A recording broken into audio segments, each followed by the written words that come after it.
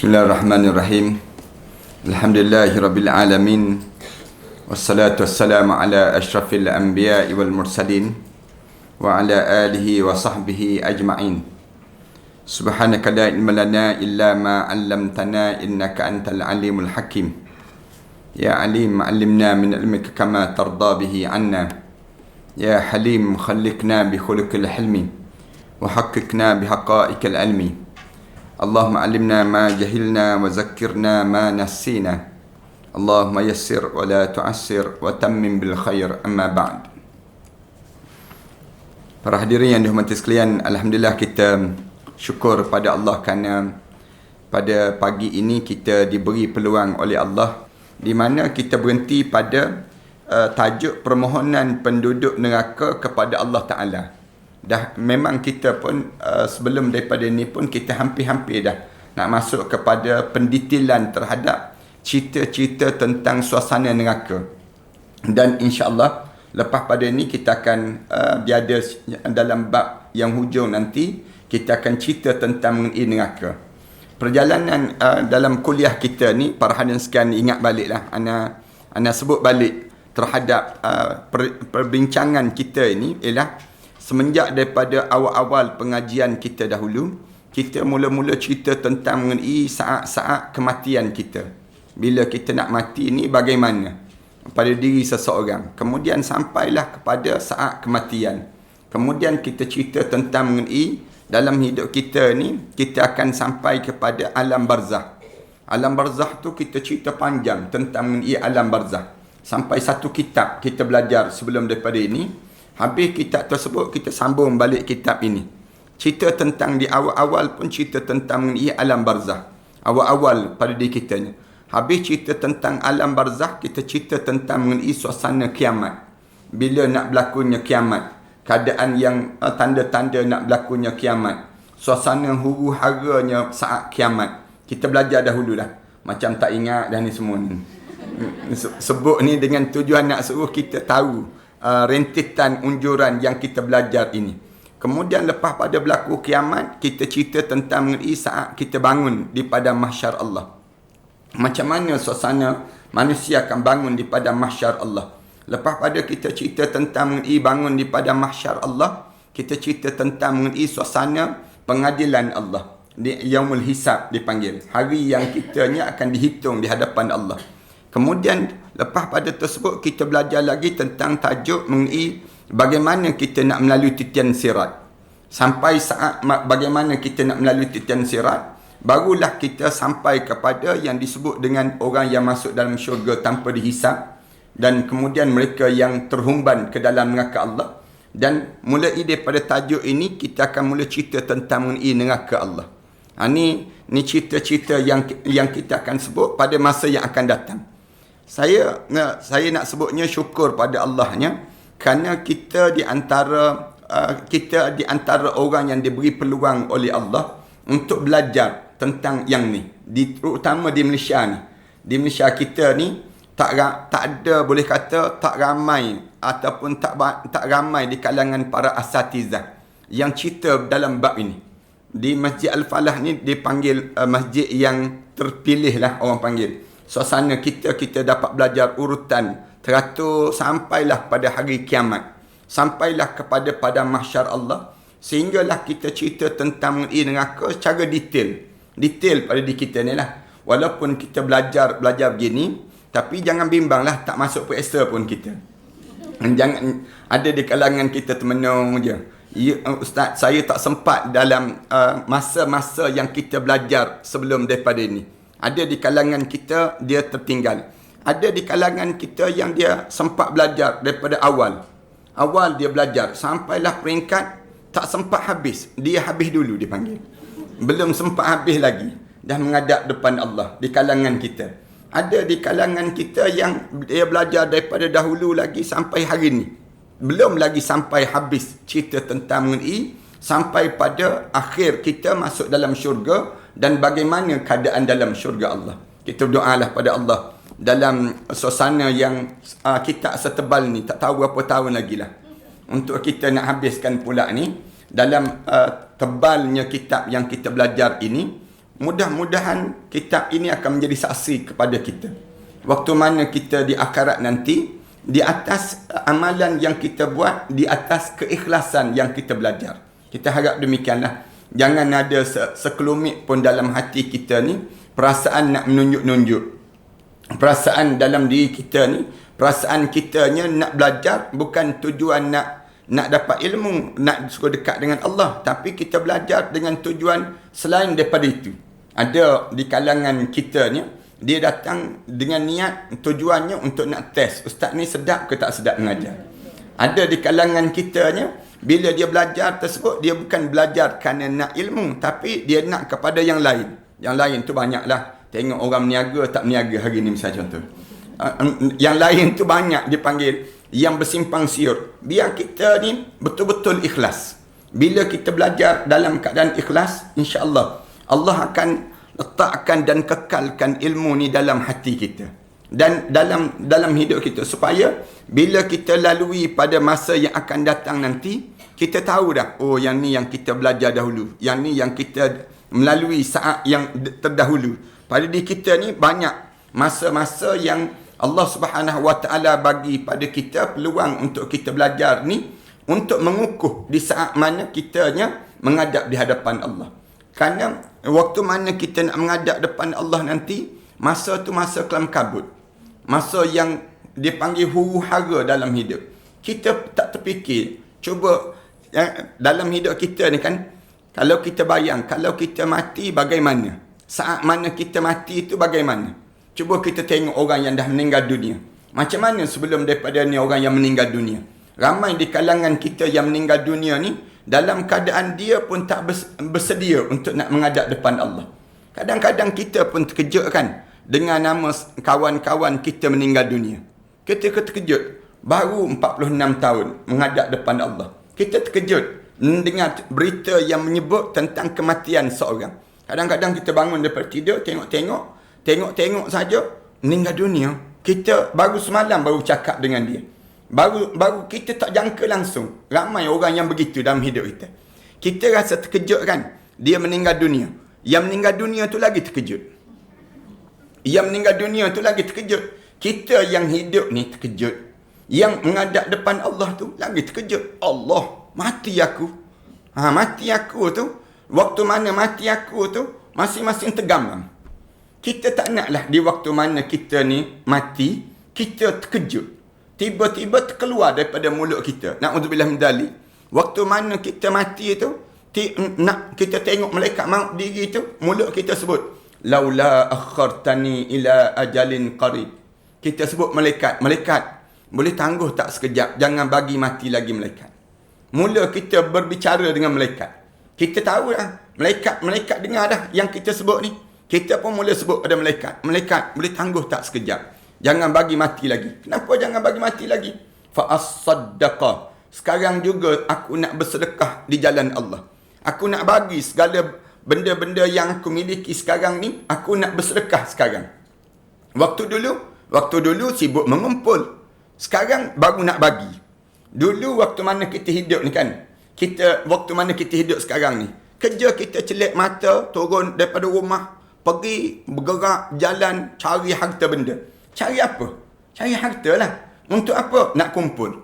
Bila kita nak kumpul, biar banyak. Tiba-tiba, zup, mati. Tiba-tiba kita ni terkejut. Allah, mati aku. Mati aku tu, tiba-tiba nak buat macam mana? Ni, barang-barang yang kita kumpul ni, harta benda yang kita kumpul ni, kita tak sempat nak bersedekah. Mulut kita sebut pada malaikat, fa'as-saddaqa. Aku nak bagi, nak bersedekah semua benda yang aku dapat ni. Kerana kita ni terleka kan, kita ni jenis suka mengumpul, koleksi dipanggil. Ramai di kalangan kita kan, di kalangan kita suka begitu. Tengok baju kita berapa banyak, baju yang ketat-ketat pun kumpul lagi. Di kalangan kita, baju tu dah ketat dah, anak sebut banyak kali ni kan, jubah kita tu dah ketat dah, tak muat dah kita nak pakai. Orang tanya kenapa simpan lagi? Tunggulah nanti kurus-kurus balik. Pada diri kita demikian. Kita ni suka nak simpan. Tabiat manusia ni dia begitu. Dia suka menyimpan. Tengok daging korban tu ada lagi dalam peti ais rumah kita. Nak sebutnya yang tahun lepas tu menunjukkan bagaimana kita ni suka menyimpan. Kita suka mengumpul. Bila kita suka mengumpul, dekat nak mati, kita nak bagi semua. Kerana kita tahu yang kita kumpul ni bukan kena kumpul kat dunia. Yang kita kena kumpul ke akhirat. Kita kena pool di akhirat, bukan kita pool di dunia ni. Kalau kita simpan di dunia ni, kita akan tertinggal lah barang ni. Sepatutnya dalam hidup kita ni, kita kumpul pergi ke akhirat. Kumpul pergi ke akhirat. Tapi oleh kerana kita ni berbelah bagi, kalau pergi ke akhirat, nanti kat dunia nak makan apa kita sebut. Pada diri kita demikian. Ni suasana dalam hidup kita. Jadi oleh demikian, kita sebut terkeluar daripada mulut ini menunjukkan kita tak bersedia. Bila kita boleh sebut, tiba-tiba ada di kalangan jemaah yang belajar ini, mulut masing-masing sebut, malaikat, tangguh sekejap, jangan bagi mati lagi malaikat. Nak buat apa dia? Fa'as-saddaqa. Sekarang juga aku nak bersedekah. Wa akum minas salihin. Sekarang juga aku nak menjadi hamba Allah yang salih.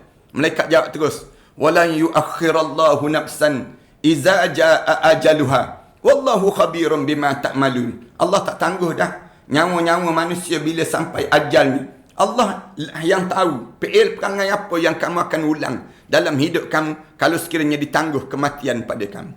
Bila sampai begitu, malaikat sebut terus, dah terlewat bro, katanya malaikat. Dah terlambat dalam hidup kita. Sekarang baru kamu terfikir nak belajar, baru terfikir kita, kerana depan kita ni satu perjalanan yang dia panggil tak mudah, bukan perjalanan yang mudah. Para hadirin sekalian, kena bayangkan pada kita ni, depan kita ni satu perjalanan yang kelam kabut dia panggil. Di atas dunia kita sekarang ni kan, kalau kita ada masalah, boleh jadi kita boleh telefon Kak Salwa, tolong Kak Salwa, tolong bagi tahu Ustaz Ahmad Dasuki tu saya sakit, misal contohnya. Kita boleh bagi tahu, boleh minta tolong. Boleh minta tolong, bagi tahu pada orang tu, bagi tahu pada orang ni. Kita boleh minta tolong. Tapi bila kita dah masuk dalam kubur, start daripada kita mula masuk dalam kubur, tak ada dah. Tak ada pertolongan kecuali amalan kita yang boleh menolong kita. Di waktu mana amalan kita ni, amalan apa yang kita nak bawa? Amalan apa yang kita nak bawa? Yang ni lah yang menyebabkan kita ni berpuluh tahun kita kuliah tiap-tiap pagi Jumaat. Kita sebut dengan sebut ni dengan tujuan apa dia? Nak suruh saya, jemaah sekalian, semua di kalangan kita yang mendengar ini, bila menghadap depan Allah, semuanya selamat boleh masuk dalam syurga Allah. Tapi yang kita paling bimbang dalam hidup kita, bila mula-mula nak masuk pun tak selamat dah. Mula-mula kena sakarat tu, dah kelam kabut dah. Tak tahu dah apa benda ni yang berlaku. Kita seorang berkecamuk dalam jiwa kita. Kenapa? Kerana kita tak pernah belajar. Kita tak pernah mendengar. Orang yang tak pernah belajar, tak pernah mendengar, macam mana dia nak bersiap saat mana dia kena saat-saat yang demikian? Ramai di kalangan kita, para hadirin sekalian, tengok hantar jenazah tu kan. Orang hantar jenazah ke kubur tu, orang tanya, macam mana? Alhamdulillah dah selamat ke bumi dah, dia sebut. Alhamdulillah selamat ke bumi. Tapi yang masuk dalam kubur tu tak tentu lagi selamat. Masuk dalam kubur tu, yang selamat dihantar. Tetapi yang kita mula hidup. Bila masuk dalam kubur tu, mula hidup yang sebenar. Hidup yang sebenar ni bukannya hidup di atas dunia. Walil akhiratu khairun wa abqa. Hidup yang sebenar ialah akhirat dipanggil. Yang lebih khairun wa abqa. Lebih baik dan juga lebih kekal. Pemikiran sebegini kena sentiasa ditanam dalam kepala setiap di kalangan kita. Kena letak dalam pemikiran kita. Hujung jatuh kita ni ke mana? Jangan kita ni hidup dalam keadaan yang terbuka je pada diri kita. Bebas je. Kita hanyut saja. Jangan. Tetapi kita kena, bagaimanapun kita, jawatan apa pun kita, harta benda banyak mana pun kita, kemuncak dia berlaku kematian. Rajakah dia? Mati. Pemimpin duniakah dia? Mati.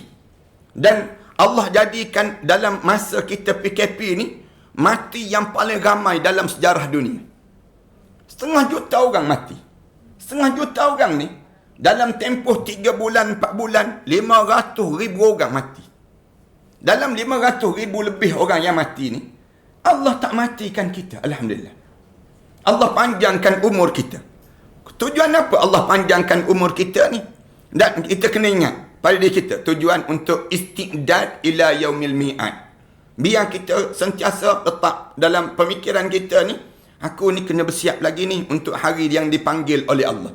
Aku takut nanti bila Allah panggil aku, tiba-tiba aku tak bersiap sedia. Bersiap sedia dengan apa dia? Dengan ilmu ni lah. Yang kita sebut ulang setiap pagi Jumaat ni, kita ulang sebut. Sampai ada setengah orang tanya, lambat lagi ke Ustaz nak habis kitab ni?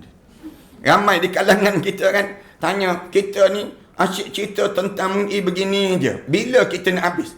Payah nak habis. Kerana benda yang akan datang. Benda yang akan datang ni, yang disebut dengan hari akhirat. Kalau kita ada benda yang macam ni, menyebabkan pada diri kita ni, akan sentiasa berhati-hati dalam hidup. Yang ni lah lahirnya ketakwaan diri kepada Allah Subhanahu Wa Taala. Bila kita dah mula perhati keadaan-keadaan sebegini. Jadi, tajuk yang kita nak bincang pada pagi ni, para hadirin sekalian, tajuk yang akan datang nanti. Bila berlakunya? Bila saat mana manusia dihumban ke dalam neraka. Tu yang diajar dalam kitab kitanya. Bila terhumban ke dalam neraka ni, menyebabkan bagaimana orang ahli neraka ni, dia berfikir untuk keluar daripada neraka. Dia fikir macam mana dalam hidup dia, nak suruh dia boleh suasana yang dia teruk kena ni, dia nak keluar balik. Lalu diceritakan dalam Al-Quran. Supaya kita ni tidaklah sampai peringkat dihumban ke dalam neraka. Kita harap supaya yang datang ni orang yang terpilih di kalangan kita, yang belajar di kalangan kita ni, semua di kalangan kita ni tersamak daripada neraka Allah. Kemudian kita boleh masuk dalam syurga Allah. Kenapa dia? Kerana kita dah belajar di dunia ni lagi. Masa ni, setiap masa-masa kita belajar ini akan ditayang balik di hadapan Allah nanti.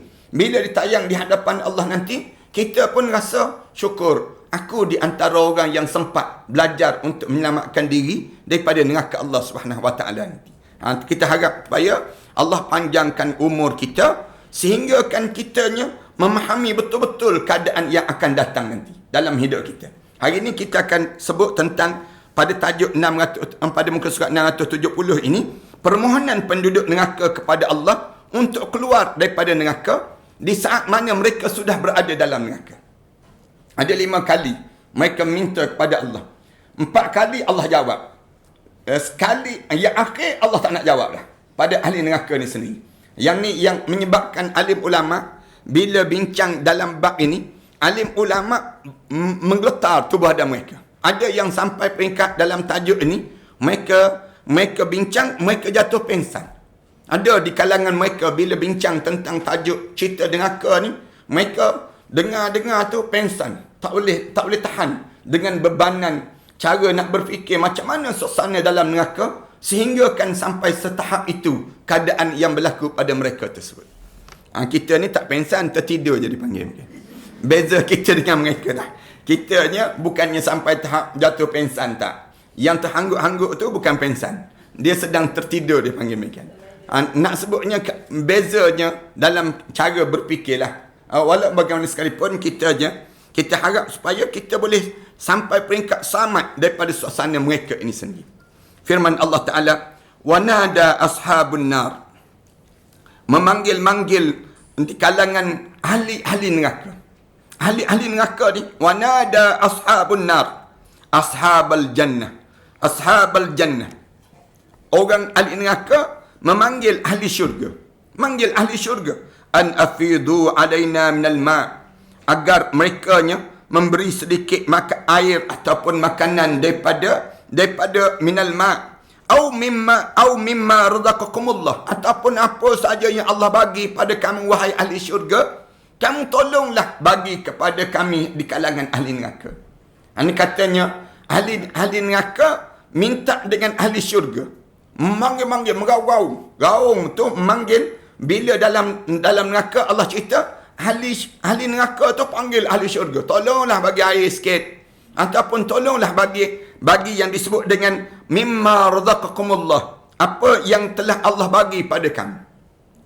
Para hadirin sekalian perhatikan, razaqakumullah ni, rezeki yang Allah bagi ni, Allah bagi di atas dunia lagi. Atas dunia ni lagi Allah dah bagi dah.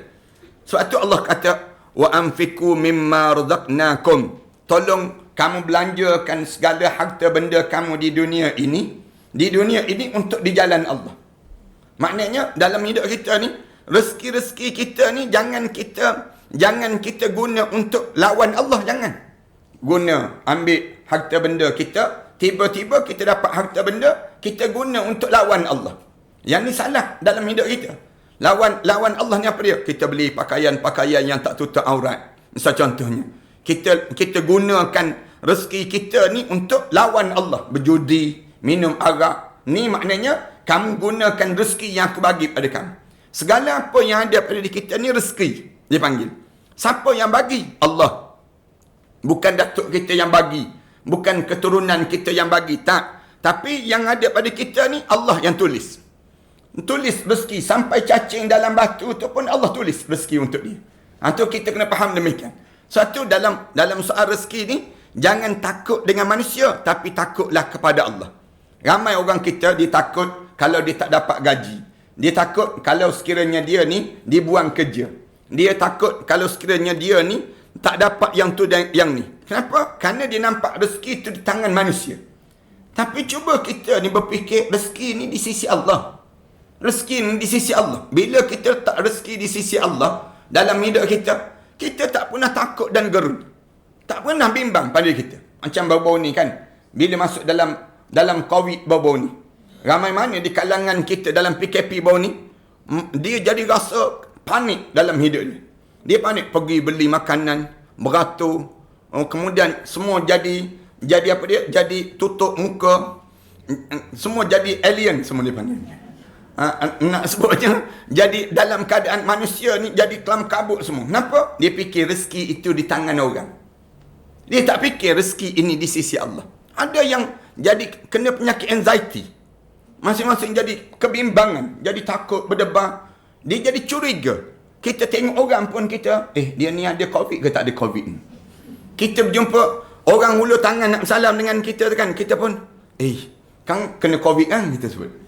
Pada diri kita, dia jadi demikian pada diri kita. Walaupun saya tak nafikan benda tersebut, boleh, tak yang salah. Tapi sampai melampau-lampau di kalangan kita. Dia jadi, peringkat kita ni jadi curiga, mencurigai di kalangan kita. Orang bersin sebelah kita pun kelam kabut dah. Nak sebutnya gambaran bagaimana kitanya fikir bahawa rezeki itu datang daripada manusia, tak fikir rezeki itu datang daripada Allah. Bila sampai di akhirat, orang dalam neraka tu mengakui rezeki itu datang daripada Allah. Mimma razaqakumullah. Rezeki yang kamu dapat tu sebenarnya datang daripada Allah. Jadi, kenapa kamu nak kedekut sangat, wahai ahli syurga, terhadap kami ahli neraka? Kerana yang kamu dapat itu pun bukan yang kamu pun, daripada Allah yang bagi pada kamu. Katanya ahli neraka kepada ahli syurga. Lalu jawab ahli syurga ni, qalu innallaha harramahuma 'alal kafirin. Lalu Allah katanya ahli syurga, mereka semua menjawab, Allah mula haramkan pada kamu ke atas apa dia? Rezeki ni 'alal kafirin, ke atas orang kafir. Allah Subhanahu wa taala, Allah jawab bahawa rezeki ni Allah larang digunakan untuk lawan Allah. Jangan. Kamu dapat rezeki, kamu lawan Allah. Jatuh kufurlah kamu pada Allah. Kamu tak fikir ke benda yang kamu dapat tu datang daripada Allah? Macam kita kan, bila kita masak-masak nasi dan sebagainya, kita bungkus-bungkus, kita bagi pada anak kita. Tiba-tiba anak-anak kita ni, dia ambil nasi tersebut, dia tabur pada ayam. Para hadis kan tak rasa sakit hati. Tentu kita sakit hati kan pada diri kita ni. Allah bila dia tengok kita, dia bagi rezeki pada kita, tiba-tiba kita tak gunakan rezeki itu untuk mentaati dia. Kita guna untuk lawan Allah. Yang lebih teruk lagi, ada di kalangan anak-anak yang jenis tak bersyukur ni, dia ambil, ibu dia masak dan sebagainya, dia ambil nasi itu, dia tabur balik dalam rumah.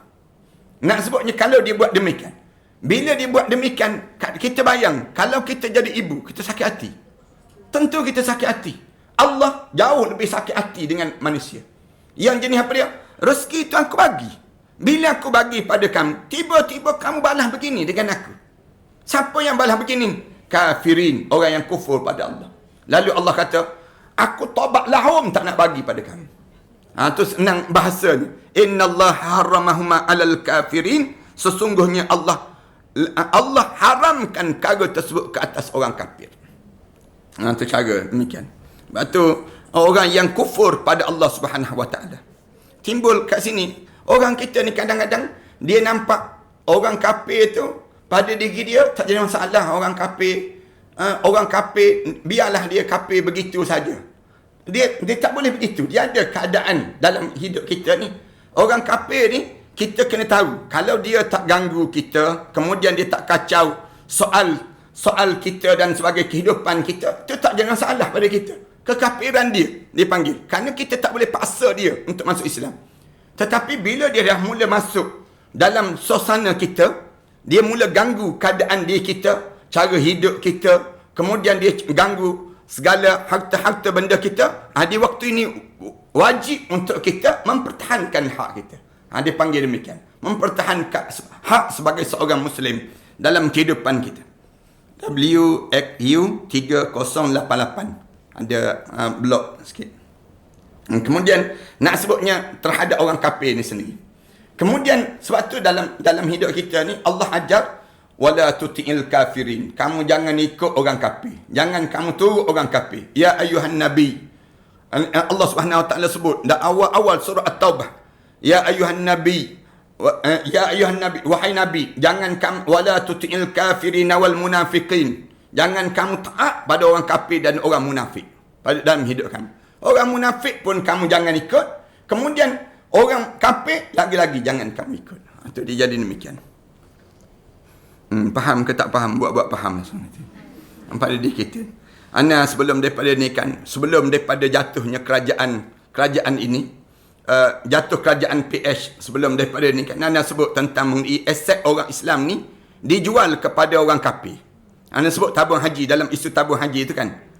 Maksud Ana jual pada orang kafir itu siapa? Menteri Keuangan waktu tersebut. Menteri Keuangan siapa? Orang kafir kan. Dia wujudkan syarikat SPV. Diwujudkan syarikat SPV. Aset orang Islam, aset tabung haji ni, aset tabung haji ni macam hotel tabung haji, berapa aset-aset dijual kepada SPV. SPV itu anak syarikat pada Kementerian Keuangan. Kementerian Keuangan ni siapa pemimpin dia? Orang kafir. Semua waktu tu kalau kita sebut orang kafir, kita sebut nama, memang resis terus. Tapi sekarang bila kerajaan istihar, alhamdulillah, sekarang kerajaan tabung haji tidak lagi dikuasai oleh orang bukan Islam. Maksudnya apa dia? Menteri Keuangan bukan lagi orang Islam, bukan Islam. Sekarang Menteri Keuangan siapa? Orang Islam. Tu yang asasnya kita nak sebut. Satu, yang kedua, keuntungan diisytiharkan, kerajaan istihar untung berapa bilion yang disebut untung ni sendiri. Macam mana tak untung bila dah dijual? Aset kita dijual. Boleh dapat balik tak hotel tabung haji tu? Tak dapat dah. Dah dijual dah. Bila jual memang untung lah. Dan aset orang Islam. Bukannya senang nak dapatkan balik ni. Tak mudah. Bila kita jual, tentu untung. Kalau nak untung soal lagi, jual semua aset tabung haji. Jual semua aset tabung haji, tentu untung. Ada yang marah. Oh, Ustaz buat fitnah tu. Fitnah apa? Benda yang benar. Benda yang betul. Yang disebut. Kita jual pada siapa? Sebelum daripada ni. Jual pada orang kafir yang menguasai. Sebelum daripada ni tabung haji, bukan di bawah Kementerian Keuangan pun. Dia bebas daripada Kementerian Keuangan. Tabung haji ni satu institusi yang diperbadankan, yang tidak perlu berada di bawah Kementerian Keuangan. Tiba-tiba bila kerajaan PH ambil alih, dia tarik aset tersebut, disuruh dijual pada SPV. Pada apa dijualnya? Benda yang untung di kalangan kita. Kalau dia meniaga, dia rasa tak untung, bagi pada orang Islam yang lain, yang ramai lagi yang boleh untung. Yang kamu jual kepada SPV itu kenapa? Itu kena faham di kalangan kita. Tak faham juga bawa pisang dua tandan yang golek dua ekor. Nak sebutnya demikian. Itu asas dia. Bila sekarang kerajaan istihar untung dan juga bukan di bawah orang Islam. Lalu ditanya oleh wartawan pada saya, telefon. Macam mana Ustaz? Saya sebut alhamdulillah. Saya sebut. Dia untung alhamdulillah. Dah kita nak buat macam mana dah? Barang dah dijual. Memang kena istihar untung. Diistihar untung. Kalau nak suruh untung besar lagi, jual semua aset TH. Jual semua aset TH. Untung besar lagi. Kita nak sebut demikian. Ini cara bagaimana dibeliknya oleh musuh-musuh Islam terhadap orang Islam ini sendiri. Allahu Akbar. Muhammad bin Ka'ab Al-Qurazi berkata, penduduk neraka mempunyai 5 jenis permohonan. Orang dalam neraka ni mempunyai 5 jenis permohonan. 4 di antaranya dijawab oleh Allah Ta'ala ketika sampai kepada permohonan yang kelima. Sampai permohonan yang kelima, mereka tidak dapat berkata-kata lagi untuk selama-lamanya. Ini baru nak dibincang. Yang pertama, permohonan mereka menjawab. Bila sampai demikian, mereka jawab, qalu rabbana amattana snatain wa ahyaytana snatain fa'tarafna bidhunubina fahal ila khurujin min sabil. Ahli neraka ni, bila sampai peringkat mereka tu terdiam, dah tak tahu nak jawab apa dia, lalu mereka pun sebut begini, qalu rabbana amattana snatain, wahai Tuhan kami ni 2 kali mati disebut. Amattana snatain wa ahyaytana snatain, dan kami ni 2 kali hidup. 2 kali kami hidup. Fa'tarafna bidhunubina, sekarang kami mengakuilah terhadap dosa-dosa kami yang kami lakukan. Baru mengaku. Bila sampai di akhirat, bila berada dalam neraka, baru mengaku mereka ni tentang mereka berada dalam neraka sebut. Fahal ila khurujin min sabil. Lalu ditanya pada Allah. Malaikat tanyalah pada Allah, ada tak jalan-jalan untuk nak keluar daripada neraka? Ini cara mereka demikian. Mereka mengaku 2 kali hidup. Bila 2 kali hidup, alim ulama sebut, yang pertamanya kita hidup di alam dunia, kemudian yang kedua hidup di alam akhirat. Mati 2 kali, sebelum keluar tu mati dulu, katanya mereka. Belum keluar tu mati. Kemudian yang kedua, mati pula waktu mana lepas pada keluar di atas dunia, mati lepas pada sebut. Itu cara mereka mengiktiraf terhadap kehidupan ini. Ini ahli neraka, dia mengaku demikian. Bizunubina. Lalu mereka nya fa'tarafna bizunubina. Kami mengaku kami buat dosa. Bila kami mengaku buat dosa, fahalan ila khurujin min sabil. Ada tak jalan peluang untuk kami keluar daripada neraka ini? Ada tak jalan kami keluar? Zalikum bi annahu idza du'iya Allah wahdahu kafartum wa in yushrak bihi tu'minu fal hukmu lillahi al-aliyyil kabir. Lalu mereka sebut zalikum bi annahu, demikianlah mereka itu, bila yang demikian itu kerana sungguhnya kamu mengingkari apa yang diseru oleh Allah untuk. Kenapa kamu jadi demikian? Kerana idza du'iyallahu wahdah, apabila diajak dan diseru kepada Allah untuk jangan syirikkan pada Allah di atas dunia dahulu, kafartum, kamu kufur, kamu lawan. Allah jawab demikian. Wa in yushrak bihi tu'minu. Kemudian, dan jika Allah dipersekutukan, kamu percaya. Yang kamu beriman dengan Tuhan ni banyak pada diri kamu. Kamu meyakini perkara demikian. Fal hukmu lillahil aliyyil kabir. Maka sekarang keputusan Allah itu adalah yang maha tinggi lagi maha besar, katanya Allah Subhanahu Wa Taala. Ni kepada orang dalam neraka tu lah. Orang dalam neraka ni waktu mana mereka nya mula sebut keadaan yang mereka nya mengakui terhadap dosa mereka, mereka nak keluar. Lalu Allah jawab. Allah Subhanahu Wa Taala jawab, betul lah, zalikum bi annahu, kenapa kamu masuk neraka ni? Kerana idza du'iyallahu wahdah, apabila diajak untuk mengesakan Allah, tapi kamu mensyirikkan Allah. Ini yang saya sebut banyak kali pada jemaah kan. Dalam hidup kita ni, bila kita bersama dengan Islam, jangan berpaling dengan ajaran-ajaran lain. Jangan kita pandang, nasionalis bagus juga, kita sebut. Kita pandang sekularis bagus juga, kita sebut. Kita yakin dengan selain daripada Islam. Jangan. Bila kita ni Islam, udkhulu fis-silmi kafah. Masuk Islam tu semua sekali. Dalam hidup kita ni, jangan kita ni pandang lagi selain daripada Islam. Jangan. Semua indah, cantik ni hanya dalam Islam. Dalam bab kebudayaan Islam. Dalam bab politik Islam. Dalam bab sosial Islam. Segala benda sudut dalam hidup kita, semua dengan Islam. Kita tak boleh kata, saya nak terima Islam dalam bab semayang je Ustaz. Dalam bab yang lain, saya tak nak terima Islam. Tak boleh demikian. Bila kita sebut kita Islam ni, wahdah, Esakan Allah, dia panggil. Maknanya Allah Subhanahu Wa Taala dah pesan dah. Iza du'iyallahu wahdah, Allah yang satu, kafartum, kamu kufur, kamu lawan. Ada orang kita kan, saya percaya Islam sikit, nasionalis sikit. Saya percaya Islam sikit, sekularis sikit. Saya, akhirnya dia jadi LGBT dalam hidup dia. Kesan daripada hidup dia. Dia jadi celaru pemikiran dia. Sekejap, boleh pergi ke Mekah. Kan? Kemudian doa-doa pada Allah kat Mekah. Kemudian balik, pakai bikini pula. Pakai bikini pula kan. Berjoget, tunjuk dalam apa dia, dalam Instagram, dalam Facebook dia dan sebagainya. Maknanya apa dia? Semua benda tersebut, kafartum, kamu kufur pada Allah. Itu saya sebut pada geng-geng LGBT ni, saya sebut cepat taubat pada Allah. Sama ada kamu nak taubat pada Allah, ataupun kalau kamu biarkan, nescaya bala lagi besar yang kami akan terima. Kita sebut demikian pada puak-puak LGBT kan. Ni berani tak belajar lagi dengan COVID yang kena. COVID yang kena ni, betul-betul Allah nak mengajar pada kita terhadap dosa kita.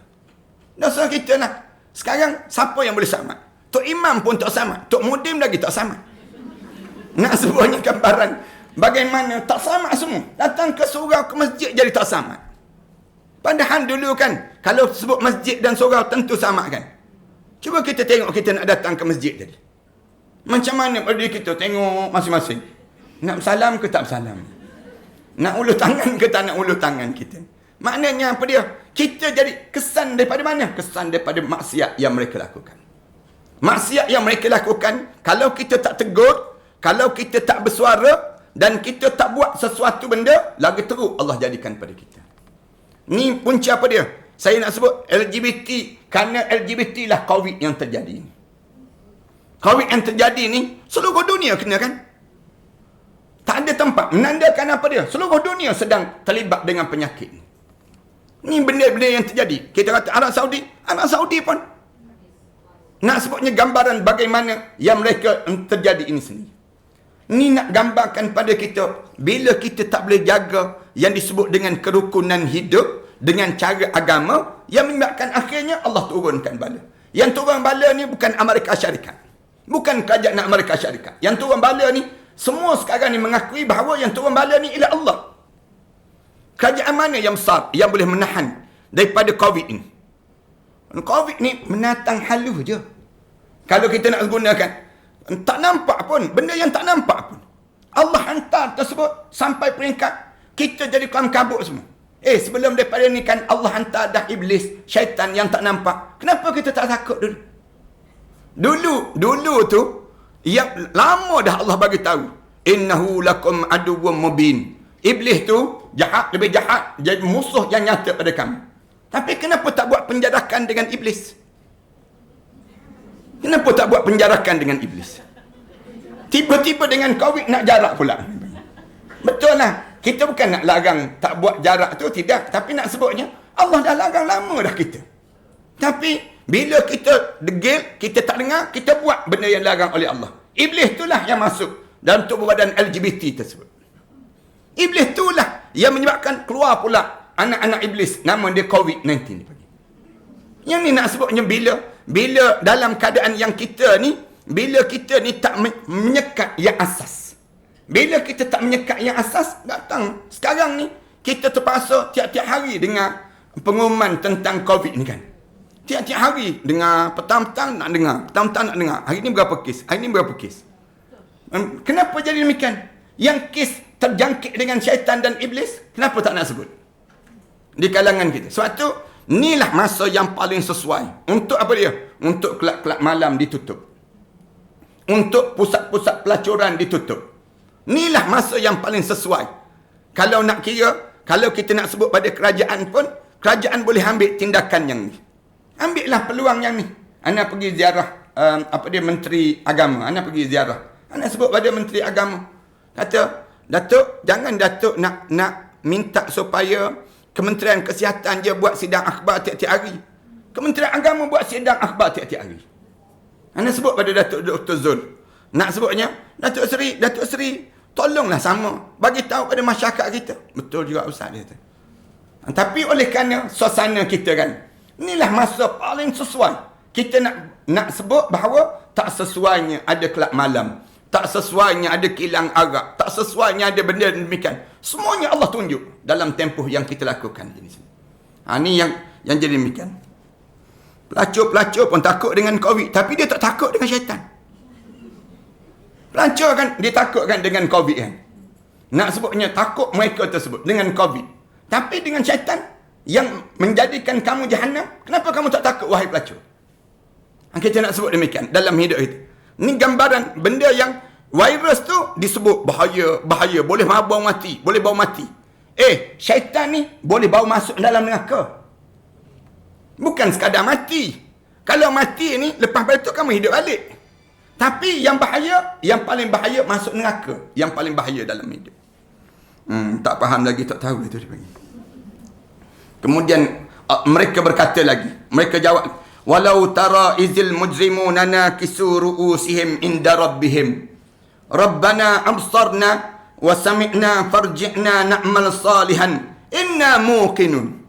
Dan alangkah ngerinya. Walau tara izil mujrimun. Kalau kamu boleh lihat ketika mana penjenayah itu nakisu ru'usihim, terkulai kepala masing-masing. Allah cerita.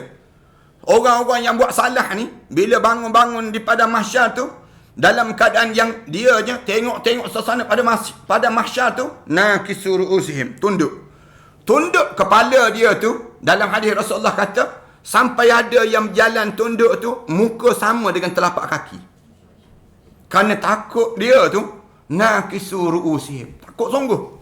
Kita sekarang ni kalau kita takut, kita boleh ambil lah kain, kita tutup muka dan sebagainya. Tapi bila bangun di padang mahsyar, nakisu ru'usihim tu sampai peringkat muka sama dengan telapak kaki. Tunduk sungguh, jatuh sungguh. Bukan bongkok 7 ni, bukan bongkok 9 ni. Tapi nak sebutnya sampai kepala dia turun sampai rapat ke kaki. Telapak kaki ni sendiri. Inda rabbihim, ketika mana di sisi Tuhan. Lalu mulut masing-masing sebut, Rabbana absarna, Tuhan kami nampak dah, dia sebut. Wa sami'na, kami dengar dah ya Allah.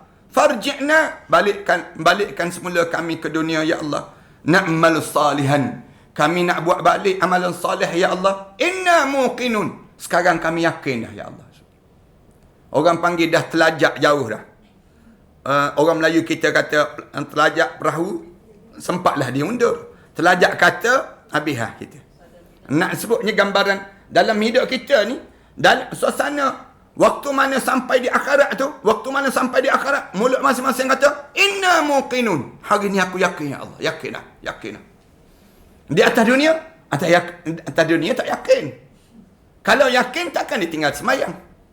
Kalau yakin takkan dia buka aurat.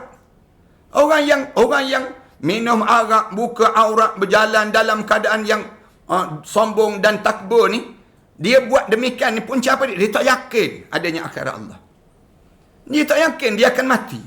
Dia hidup dia ni, dia percaya dengan kekuatan yang ada pada diri dia, dia mampu untuk melawan segala-galanya. Pada mereka sebut. Lalu bila sampai di akhirat orang macam ni, baru dia nak percaya. Padahal kita atas dunia ni, orang mukmin ni, yakin awal-awal lagi. Ditanam keyakinan tu, mula-mula kita keluar daripada perut ibu kita tu, ayah kita tu azan dah. Tanam keyakinan. Jangan takut. Allahu Akbar. Tiap-tiap hari ni dengan azan, nak suruh yakin. 5 kali sehari Allah suruh azan. 5 kali sehari ni dengan tujuan nak suruh timbulkan keyakinan Allah. Kemudian keyakinan ni mesti mengukuh. Jangan kamu jadi ragu-ragu pada diri kamu. Jangan kamu teragak-agak. Nanti kalau kamu teragak-agak nanti bahaya dalam hidup kamu. Cara Allah Subhanahu Wa Taala nak ajar pada diri kita ni. Hidup kita ni, aku ni raditu billahi rabba wa bil islami dina wa bi Muhammadin nabiyyan wa rasulah. Berlaku je ujian dalam hidup kita, mulut kita sebut hasbunallah wa ni'mal wakil.